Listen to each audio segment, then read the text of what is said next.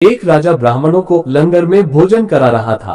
तब पंक्ति के अंत में बैठे एक ब्राह्मण को भोजन परोसते समय एक चील अपने पंजे में एक मुर्दा सांप लेकर राजा के ऊपर से गुजरी और उस मुर्दा सांप के मुख से कुछ बूंदे जहर खाने में गिर गई।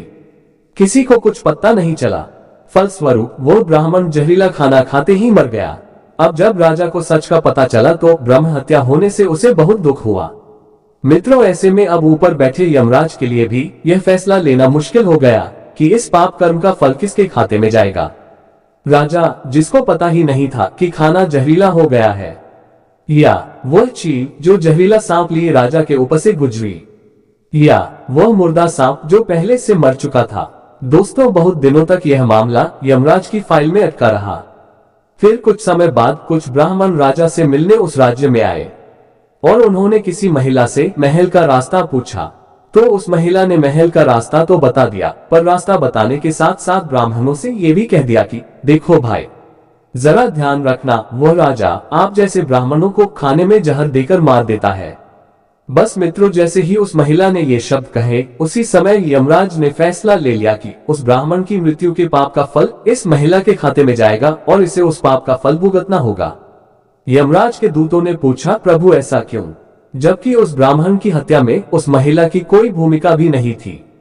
तब यमराज ने कहा कि भाई देखो, जब कोई व्यक्ति पाप करता है तब उसे आनंद मिलता है, पर उस ब्राह्मण की हत्या से न तो राजा को आनंद मिला, न मरे हुए सांप को आनंद मिला और न ही उस चील को आनंद मिला, पर उस पाप कर्म की घटना का बुराई करने के भाव से बखान कर उस महिला को जरूर आनंद मिला। इसलिए राजा के उस अनजाने पाप कर्म का फल अब इस महिला के खाते में जाएगा। बस मित्रों, इसी घटना के तहत आज तक जब भी कोई व्यक्ति जब किसी दूसरे के पाप कर्म का बखान बुरे भाव से बुराई करता है, तब उस व्यक्ति के पापों का हिस्सा उस बुराई करने वाले के खाते में भी डाल दिया जाता है।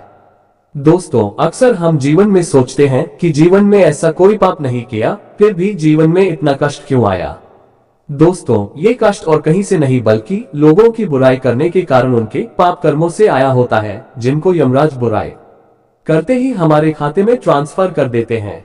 इसलिए दोस्तों, आज से ही संकल्प कर लो कि किसी के भी पाप कर्मों का बखान बुरे भाव से नहीं करना, यानी किसी की भी बुराई नहीं करनी है।